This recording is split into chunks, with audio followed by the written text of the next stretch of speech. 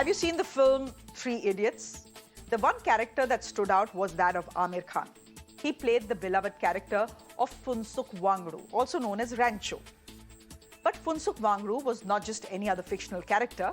Amir Khan's character was actually inspired by Sonam Wangchuk, a Ladakh-based engineer whom many call an absolute genius. Let's just put out pictures of Mr. Wangchuk on our screens. Wangchuk is not just an engineer though. He wears many hats, to be honest. He teaches children, he's an educational reformer, he's also now an environment activist. Wangchuk has revolutionized the way we look at education, and now he has embarked on another mission, one to save the climate. He says all is not well with Ladakh and its glaciers. So he's going on a 5-day fast to bring some attention to that matter. You can ask what's extraordinary about that. Many people, especially politicians, go on a fast in this country. Well, nothing except that his fast location is a freezer multiplied into 40. He will be fasting at the Khardung Pass, which is at 18,000 feet, where temperatures right now, as we speak, are dipping to minus 40 degrees. So yes, this is a fast till you freeze. मेरे प्यारे प्रधानमंत्री श्री नरेंद्र मोदी जी, आपको लद्दाख के बर्फीली पहाड़ों से नमस्कार। 3 साल बाद आज लद्दाख की हालत पूछें तो not well. Well, Sonam Wangchuk is right. All is not well with Ladakh's glaciers. 2/3 of Ladakh's glaciers are endangered, something that could cause water scarcity not just here in India, but in its neighborhood as well. The impact of climate change on the Himalayas is massive. Its glaciers are melting. 25 glacial lakes and water bodies have witnessed an increase in water spread area since 2009. Let's put out some pictures of those glaciers and what we are talking about. Global warming and climate change is contributing to this phenomena. Reports are suggesting that in recent years, there has been a 40% increase in water spread area in India and other Himalayan nations. This threatens at least 7 states and union territories in India. So, Sonam Wangchuk is going to sit on a 5-day climate fast starting this Republic Day to protect Ladakh from industrial exploitation, as he calls it. Wangchuk will weather extreme cold temperatures at Khardung Pass, which is the world's highest motorable road. It is located at 18,000 feet, as I said, and temperatures here currently are freezing at minus 40 degrees Celsius. You feel cold just thinking about it. Okay, so what are Mr. Wangchuk's demands? A, he wants the government of India to give Ladakh the 6th schedule. What is the 6th schedule? Well, it gives indigenous tribes significant autonomy to govern themselves. Ladakh has 95% tribal population, and it was presumed that after the abrogation of Article 370, it will be given the 6th schedule like some northeastern states. Locals here have been demanding an inclusion under the 6th schedule to ensure overall economic development and autonomy. Now, Wangchuk is adding his voice to this protest. He says the land and its culture need to be protected, and only the 6th schedule can have it or save it, since the locals will have a say on the sort of development they want. Sonam Wangchuk is joining me live on the broadcast right now. Sonam Wangchuk, thank you very much for joining us here on Mirror Now. Can you please tell me why you're saying all is not well with Ladakh? Many people would say all is finally well, because after 2 years, Ladakh is seeing tourists, which means there is money coming into the state, and that's a good thing for people. Thank you very much for having me. I'm saying that because, what was very well for Ladakh was the declaration of UT, and people were very happy.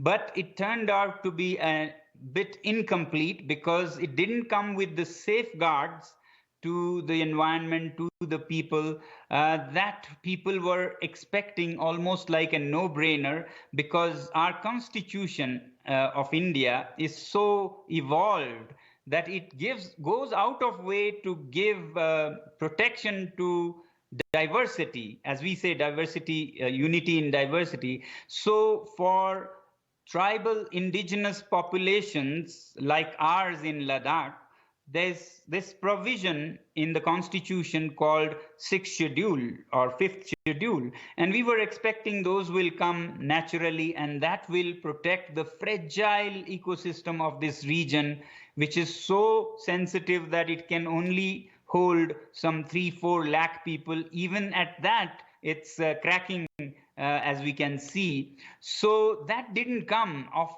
after initial promises by the government. Even in the election manifestos, it figured as the top priority to give Ladakh protection under sixth schedule, was specifically mentioned as a promise from the government. But in the last 3 years, this didn't happen, and people here are very concerned, and there have been protests, demonstrations, and our leaders who shed all differences and merged to make an apex body and a Kargin Democratic Alliance to appeal to the government. So we are still waiting for the government to hold talks on the agenda that is presented by the people, and to press that and to give it emphasis in order to protect the fragile ecosystem here. I'm going to take this step to, I would say, climate fast in solidarity with our melting glaciers in the high Himalayas of 5 days from 26th January. It's going to be very, very cold where you're holding that fast. We've just told our viewers that you will be at Khardungla Pass, where the temperatures will be dipping to minus 40 degrees. Can I ask you what you hope the fast will achieve? What do you want the Prime Minister to do? I mean, this is a 5-day fast. It's symbolic.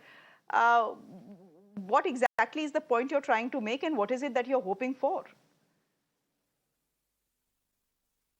Yes, so it's not going to be easy, but that's not the point also. I want something difficult to be done to draw the attention of the government and the people in our country and around the world towards this challenge.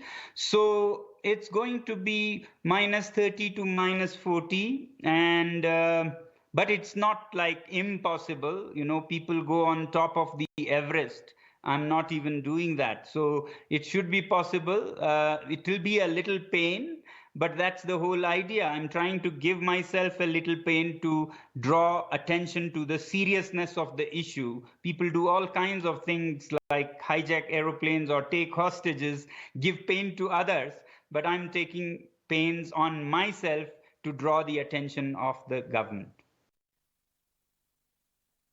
So then let me ask you, what exactly is the challenge for Ladakh's glaciers?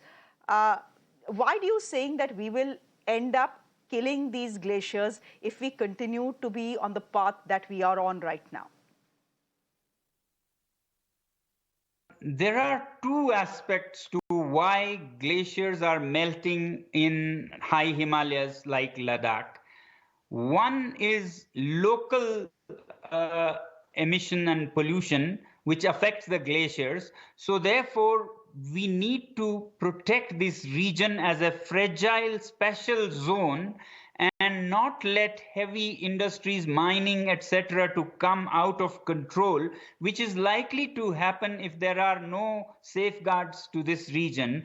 As it is, the handful of people, 3 lakh people who live here, find it difficult to find enough water. There's a lot of land, but land without water is meaningless.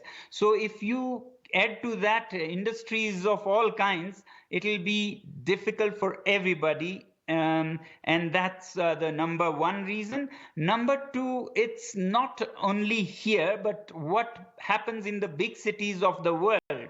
And that's the high carbon lifestyle that people are leading in the big cities. So I'm making this movement a twin movement, where on one hand I'm asking or appealing to the government to give safeguards so that it is protected from heavy industry and commerce.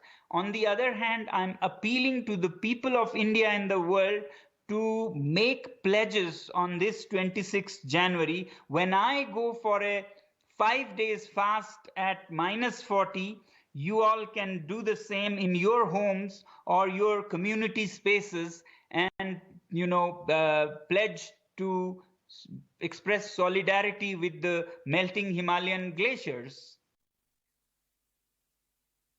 So there is solidarity for melting Himalayan glaciers, but is this an anti-development fast? I ask you this because, Ladakh has become a union territory. The hope was that it will bring prosperity to Ladakh. Now, if you suddenly start saying that tourism has to be restricted, industry has to be restricted, everything has to be restricted to maintain the fragile ecosystem of Ladakh, and just by the way, I agree with you, what happens to Ladakh's development? What happens to the fact that its people need employment? What happens to the fact that development is the path to prosperity? So will this end up becoming an anti-development fast at some level? Yes, there should be a very good balance. There should be some sustainable, sensitive businesses, industries also. But if you have no safeguards, it will be open for anyone's exploitation. Then, in that case, short term gains in employment or from industry will result in long term disasters. You're already seeing something in places like Joshimath, where for the short term gains we did many clever things but not very wise. We need wisdom more than clever little things here and there. The problem is that in democracy we are very short sighted. So government also sees how they can please people and the industries in the short term. They forget how it will be for the people in the long term, in 3 decades, 4 decades. So if people get rich quick in the next 5 or 10 years, but then pay for it in the long run by becoming climate refugees, unable to live here, abandon their villages, which is already happening in many places. Mr. Wangchuk, then please help my viewers understand how the 6th schedule will help. Because if Ladakh has to be included under the 6th schedule, there will need to be a constitutional amendment. Do you see that happening? And how will it help protect Ladakh's environment? Okay, without this kind of protection, Ladakh will be treated like any other place like Chandigarh, Lucknow, and it's open for all kinds of industries, which is not possible. It is like moon here. You can't have such industries nor large populations here just because of the sustainability of the place and holding capacity of the place. But with safeguards like this, there'll be a limit to what is done here in terms of mass migrations or heavy industries. So all we are saying is there should be some protection to bring a balance between wealth and growth and sustainability in the long term. Mr. Wangchuk, good to have you on the show. All the very best. You're saying what you're doing is nothing out of the ordinary, that people climb the Everest as well. But I would say sitting on a fast for 5 days at minus 40 degrees is a very tough challenge. Thank you very much. If nothing else, it will certainly get your attention and get your voice heard. We'll leave it there. We are sending you warm wishes for your endeavor. Thank you very much. And we hope to connect with you on Republic Day as well when you are at Khardung beginning your fast. Thank you very much for joining us at the top of it. Thank you very much indeed, and all the very best.